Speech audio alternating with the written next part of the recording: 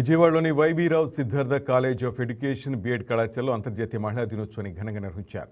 సమానత్వం బహుమతి కాదు, అది హక్కు అనే సందేశంతో నిర్వహించిన ఈ కార్యక్రమంలో మహిళల హక్కులు, సాధికారిత, సమాన అవకాశాల ప్రాముఖ్యతపై అవగాహన కల్పించారు.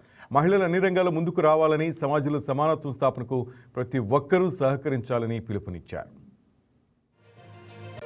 నిన్న జరిగిన అంతర్జాతీయ మహిళా దినోత్సవ సందర్భంగా ఈరోజు ఇక్కడ కళాశాలలో బీఈడీ విద్యార్థులకు ఒక స్ఫూర్తిదాయకమైనటువంటి కొన్ని మంచి విషయాలని చెప్పడానికి ఇక్కడ శ్రీమతి స్వరూపరాణి గారు, నేను, ఝాన్సీ గారు, మన కళాశాల ప్రిన్సిపల్ గారు వీళ్ళంతా కూడా ఇక్కడ విచ్చేసాము.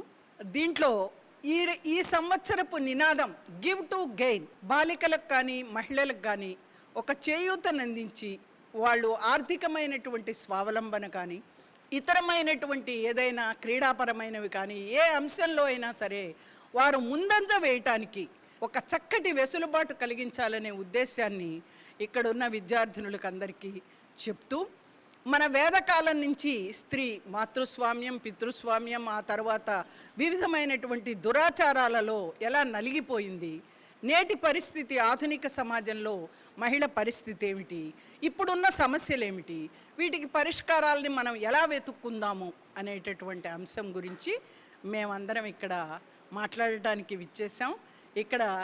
ఇక్కడ ఉన్నటువంటి విద్యార్థినులు అంటే స్టూడెంట్ టీచర్స్, కాబోయే ఉపాధ్యాయునులైన ఈ పిల్లలందరూ కూడా చాలా చక్కగా ఏకాగ్రతగా అన్ని అంశాలని చక్కగా వింటూ మాతో పాటు పాల్గొంటూ కూడా ఈ కార్యక్రమాన్ని చాలా చక్కగా విజయవంతంగా నిర్వహిస్తున్నారు. అంతర్జాతీయ మహిళా దినోత్సవ సంతరించుకుని సేఫ్ ఆర్గనైజేషన్స్ నుంచి మన కాలేజీలో ఏర్పాటు చేద్దామన్న ఉద్దేశంతో నిన్న ఆదివారం అవటంతో ఈరోజు ఏర్పాటు చేసుకున్నాము.